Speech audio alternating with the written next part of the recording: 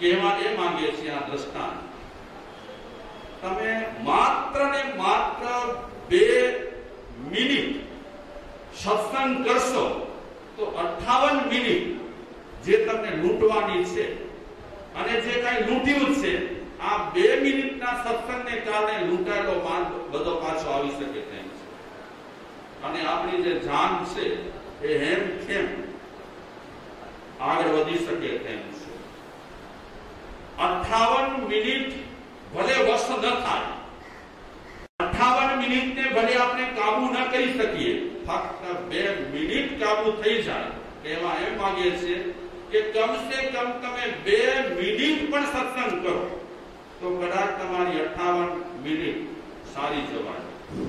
માની લો અખતરા રૂપે, પ્રયોગ રૂપે તમે ઘરેથી નીકળવાની તૈયારીમાં છો અને જવું છે તમારે કોઈ કામ માટે, તો 2 મિનિટ તમે એક ચિત્તે એકાગ્ર થઈ કરી અને સારું કાંઈ ચિંતન કર્યું, ફક્ત 2 જ મિનિટ પણ સ્ફૂર્તિ સાથે તમે ચિંતન કર્યું 2 મિનિટ. આ સ્ફૂર્તિ સાથેનું કરેલું ચિંતન 58 મિનિટ નહીં પણ દિવસના જેટલા કલાકો રહેલા છે ને કલાકોને સિદ્ધ કરી દે. 2 મિનિટ અથવા આપણે કહીશું 2 ઘડી સત્સંગ એ આપણા પૂરા દિવસને સફળ કરી શકે છે. જો ચિત્તથી આપણે સત્સંગ કરેલું હોય તો, ભાવથી જો આપણે સત્સંગ કરેલું હોય તો 2 મિનિટ અથવા તો 2 ઘડીનું સત્સંગ પણ કાફી છે. એક કવિ કહે છે, બહુ સારી વાત કરે છે, सत्संग की आधी घड़ी, सत्संग की आधी घड़ी, सुमरन वर्ष 50, सुमरन वर्ष 50, वर्षो वर्षे एक घड़ी, वर्षो वर्षे एक घड़ी, रेंट फिरे 12 मास. કોઈ પજલ જેવી વાત નહીં છે, કોયડા જેવી. શું કહેવા માંગે છે? સત્સંગ की आधी घड़ी, સુમિરન વર્ષ 50, 50 વર્ષ સુધી આપણે ભગવાનનું સ્મરણ કરીએ અને અડધી ઘડી આપણે સત્સંગ કરેલો હોય તો 50 વર્ષ આપણે જે પ્રભુનું ચિંતન કરેલું હોય, પ્રભુનું સ્મરણ કરેલું હોય, એ સ્મરણથી પણ અડધી ઘડીનો સત્સંગ વધી જાય છે. ખ્યાલ આવ્યો? આમ 50 વર્ષ સુધી આપણે નમો ઓરિયંતાણમ, નમો સિદ્ધાણમ કે ફલાણા ભગવાન કે આ ભગવાન કે તે ભગવાન કે એનું આપણે ખૂબ ખૂબ સ્મરણ કર્યું હોય, રાત દિવસ લગાતાર સ્મરણ કર્યું હોય, અને ફક્ત આપણે હૃદયપૂર્વક અડધી ઘડી સત્સંગ કર્યો હોય તો 50 વર્ષના સ્મરણથી પણ અડધી ઘડીનો સત્સંગ વધી જાય છે. પછી આગળ શું કહે છે? વર્ષો વર્ષે એક ઘડી, રેંટ ફીરે 12 માસ.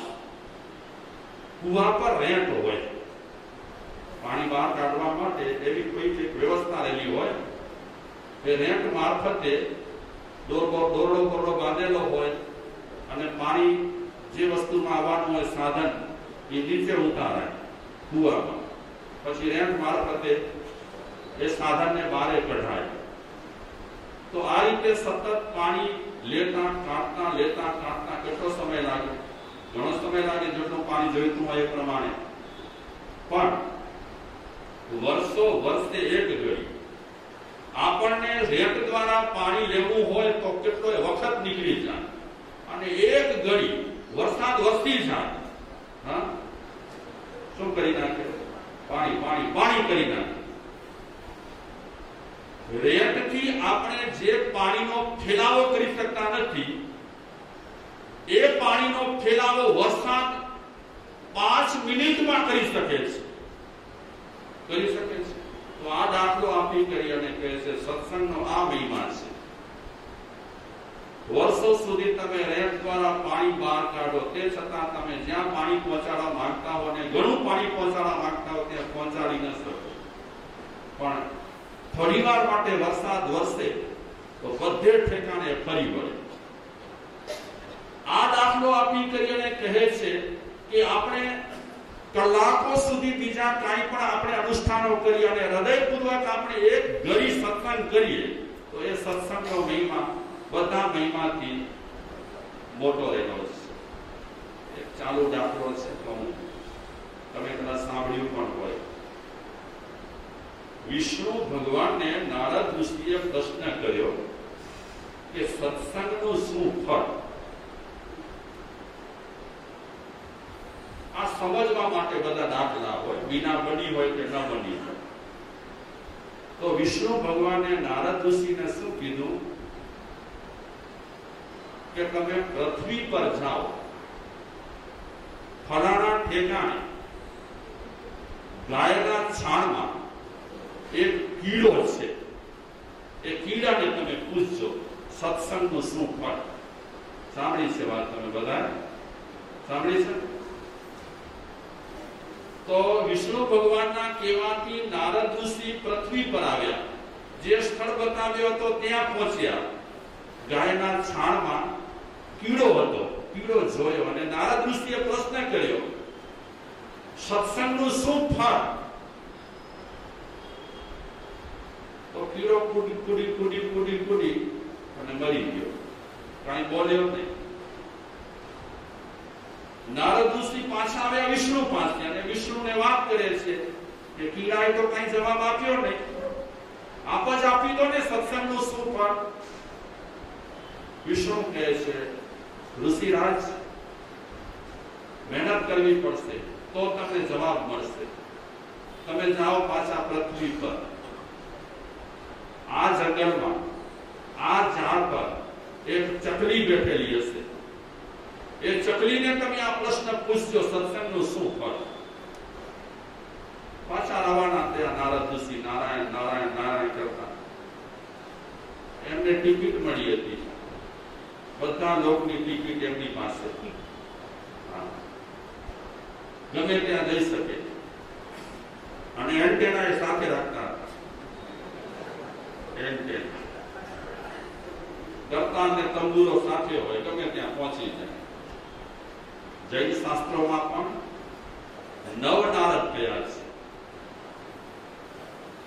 નારદનું આપણે ચિત્ર ખરાબ કરી નાખ્યું છે, પણ નવે નવ નારદ ચરમ શરીરી કયા છે. આપણે શું કહીએ? નારદ માટે કેવો ઉપયોગ કરીએ આપણે ખરેખર બદનામ કરી નાખ્યા છે એમને. કોઈ માણસ બહુ ખટપટો કરતો હોય, સમાજમાં ઝઘડા કરતો હોય, સંસ્થાને વેરવિખેર કરી નાખતો હોય તો આપણે કહીએ કે આ માણસ નારદ વેળા કરે છે, નારદ વેળા કરે છે. પણ એવું નથી. નારદ ઋષિને બહુ બદનામ કરી નાખ્યા છે શાસ્ત્રકારોએ, વ્યાખ્યાનકારોએ, કથાકારોએ. જૈન શાસ્ત્રમાં તો કીધું ચરમ શરીરી જીવ છે નવ નારદ.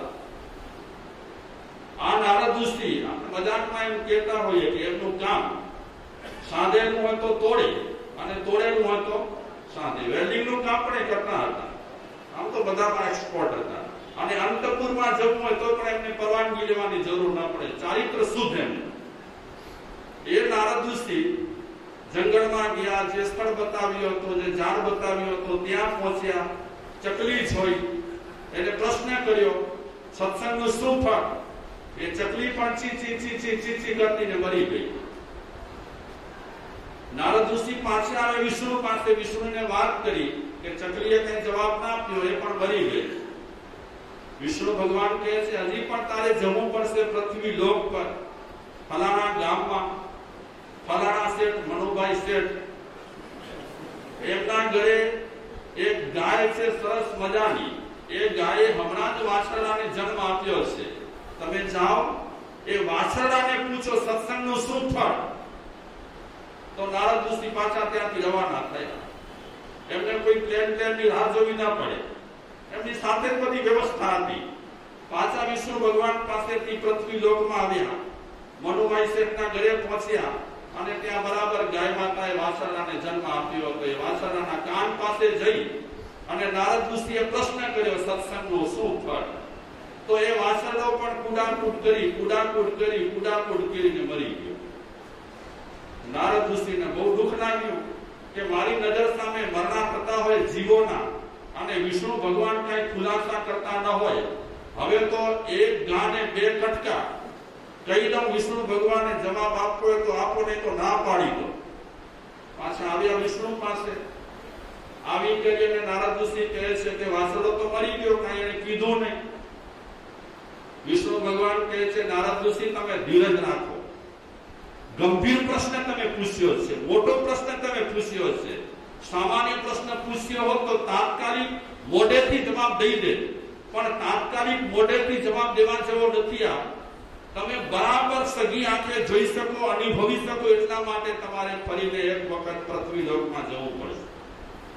પૃથ્વી લોકમાં ફલાણો શહેર, એ શહેરમાં રાજા ફલાણા, એમની રાણીએ થોડા સમય પહેલા જ પુત્રને જન્મ આપ્યો છે, રાજકુમારને. એ રાજકુમારના કાન પાસે જઈ અને આ પ્રશ્ન રજૂ કરજો, અને એ રાજકુમાર તમને આ પ્રશ્નનો જવાબ આપશે. નારદ ઋષિ કહે છે તમને આપવામાં શું વાંધો છે? મૌન તો છે કે તમે બોલો તો છો. હવે આનું બોલો એના કરતા જવાબ જ નહીં દો, સત્સંગનું શું ફળ? વિષ્ણુ ભગવાન કહે છે જાઓ તો ખરા, તમને ક્યાં પેટ્રોલ ના ખર્ચા પડે છે? હા, ક્યાં ડીઝલ ક્યાં ભરાવા પડે છે? તમારો પોતાનો વિમાન છે, તમારો પોતાનો પેટ્રોલ છે, તમારો પોતાનો ડીઝલ છે. જાઓ જઈ આવો એક વખત. અને નારદ ઋષિ પાછા નારાયણ નારાયણ નારાયણ કરતા જે શહેર આપ્યું હતું, શહેરનું નામ આપ્યું હતું, ત્યાં પહોંચ્યા. અંતપુરમાં ગયા. પરવાનગી તો કોઈને લીધી નહીં, એની પાસે બધી વસ્તુના લાયસન્સ હતા. બધું આવો કોઈ માણસ મળી જાય ને આપણને લાગવગ વાળો, આપણા કામ તો થઈ જાય. અને જે વ્યક્તિ કામ ના કરે ને એને બરાબર એની પાલિશ જે કરવાની હોય ને નારદ ઋષિ બધું કરી નાખે. આવ્યા એ અંતપુરમાં. જે રાણીએ રાજકુમારને જન્મ આપ્યો હતો ત્યાં પહોંચ્યા નારદ ઋષિ.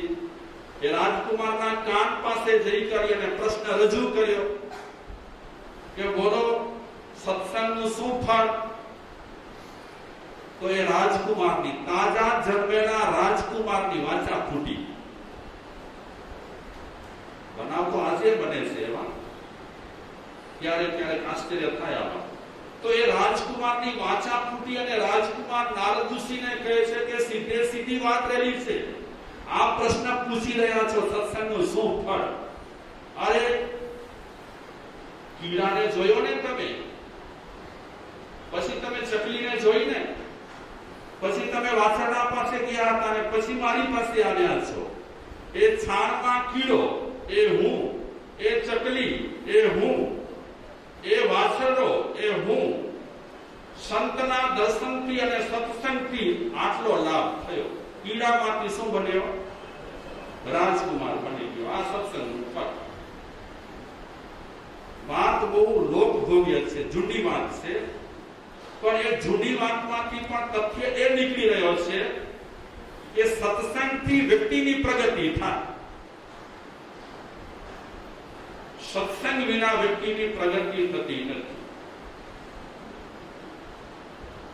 ગઈકાલે મેં અધૂરો એક શ્લોક રજૂ કર્યો હતો, એનો અર્થ પૂરો કર્યો ન હતો. એ શ્લોકને પણ અત્યારે હું લઉં છું. ભર્તૃહરિનો શ્લોક છે. ગઈકાલે અધૂરો એ રીતે રાખ્યો હતો કે બે પદ વિચાર્યા હતા, બાકીના પદ છોડી દીધા હતા. જાણ્યમ ધિયો હરતિ સિંચતિ વાચી સત્યમ. બે વાત કરી હતી. સત્સંગથી શું થાય? જાણ્યમ ધિયો હરતિ, શું અર્થ કર્યો હતો આપણે? સત્સંગથી જડતા મટે. અને જડતા જો મટી ન હોય તો એમાં વાંક સત્સંગનો નથી. કોનો વાંક છે? આપણો વાંક છે. ઘણી વખત બધા સમાજોમાં જડતા તો રહેલી જ હોય છે, દરેક સમાજમાં. પછી જૈન સમાજ હોય કે અજૈન સમાજ હોય, કારણ કે ધર્મ નેતા ન હોય ત્યારે વ્યક્તિઓમાં જડતા તો આવી જતી હોય છે. પણ સત્સંગ વ્યક્તિ જો હાર્દિક રીતે કરે, જાગૃતિ સાથે સત્સંગ કરે, તો જડતા હોય તે સત્સંગને કારણે નીકળી જાય. સિંચતી વાચી સત્યમ. બીજો નામ શું થાય સત્સંગનો? વાણીમાં સત્યતા આવે, ખોટું બોલવાની ઈચ્છા ન થાય. આપણે સારા પુસ્તક વાંચતા હોઈએ, સારી વિચારક વ્યક્તિ સાથે આપણે બેસતા હોઈએ, એના તરફથી આપણને સારું ચિંતન મળતું હોય તો પછી જૂઠું બોલવાની ઈચ્છા પ્રાય કરીને ન થાય. સત્સંગથી આપણી વાણી સત્ય બને, પવિત્ર બને. બીજો શું લાભ થાય વર્ણન કરે છે. માનો નત્યમ દિશતિ પાપમ પાકરોતિ. સત્સંગને કારણે આપણી ઉન્નતિ થાય, માન વધે. આપણો સ્વાભાવિક છે. આપણો વ્યવહાર સારો હોય, આપણી વર્તણૂક સારી હોય, આપણી બોલચાલ સારી હોય, દરેક વ્યક્તિ સાથે આપણે સુંદર મજાનો વ્યવહાર કરતા હોઈએ એટલે વ્યક્તિ ચાહે આપણને, પ્રેમ કરે. સીધી વાત છે. એના કારણે આપણો માન વધે, સોમાન વધે અને આપણી પ્રગતિ થાય, ઉન્નતિ થાય. પાપ બપ્પા કરોતી. અનેક જન્મોના આપણે પાપ કરેલા હોય એ પાપ પણ સત્સંગથી દૂર થાય, નાશ પામે. ચેત પ્રસાદયતિ દીક્ષિતનોતિ કીર્તિ. આપણો ચિત્ત પ્રસન્ન રહે. ઘણા તમે ચિંતકોને જોતા હશો, સાત્વિક માણસો રહેલા હોય અને હંમેશા પ્રસન્ન રહેતા હોય. બેચેની ઉદાસીનતા એ લોકોના જીવનમાં ન હોય. સત્સંગ છે એ માણસને પ્રસન્નતા પણ આપે. બહુ સારી વાત રહેલી છે કે આપણે એકાદ બે સારા પાના વાંચ્યા હોય કોઈ કિતાબના, સારા એકદમ, તો આપણને ભલે બધું યાદ ન રહે, શબ્દસ્થ આપણે બધું યાદ ન રાખીએ, તે છતાં પણ બે પાના વાંચેલા હોય, એ બે પાનાના સારા વિચારો આપણા મનમાં રમે તો એ સારા વિચારોને કારણે આપણને પ્રસન્નતા મળે. બેચેની આપણી ટળી જાય. શાસ્ત્રોમાં કહે છે, આજના મહાપુરુષો પણ કહે છે કે તમે કદાચ કોઈ સંજોગવશાત કોઈ કથામાં ન જઈ શકતા હો, કોઈ ધાર્મિક સભાઓમાં ન જઈ શકતા હો, તો કમસે કમ તમે ઘરમાં સારા પુસ્તકનું તો વાંચન કરો. કોઈ સારાના પુસ્તકનું વાંચન પણ માણસને ક્યાંક સારી બુદ્ધિ આપે, પ્રસન્નતા મળે. નિક્ષુપ્તનોતિ કીર્તિ. ભર્તૃહરિ કહે છે કે જે વ્યક્તિ સત્સંગ કરતો હોય એની કીર્તિ ચારે દિશામાં ફેલાય. આ બધા પ્રયોગો કરવા જેવા છે. પ્રયોગો આપણે કરીશું તો ઓટોમેટિક આપણને ખ્યાલ આવશે કે બરાબર વાત કરે છે. આ કઈ સતયુગની વાત નથી, આ હરેક યુગમાં લાગુ પડે એવી વાત રહેલી છે. જે સત્સંગ કરે છે એને આ ફાયદા થાય છે. સત્સંગતિ કથયતિ ન કરોતિ પુંસા. છેલ્લે ભર્તૃહરિ થાકી ગયા કે હું કેટલા લિસ્ટમાં કેટલી વાતો રાખું કે સત્સંગથી આ ફાયદો થાય, આ ફાયદો થાય, આ ફાયદો થાય, આ ફાયદો થાય. હવે હું પોતે થાકી ગયો છું. સત્સંગના ફાયદા એટલા રહેલા છે કે છેલ્લે ભર્તૃહરિએ કીધું, સત્સંગતિ કથય કિમ ન કરોતિ પુંસા. કહો તમે સત્સંગથી માણસને શું ફાયદા નથી થતા.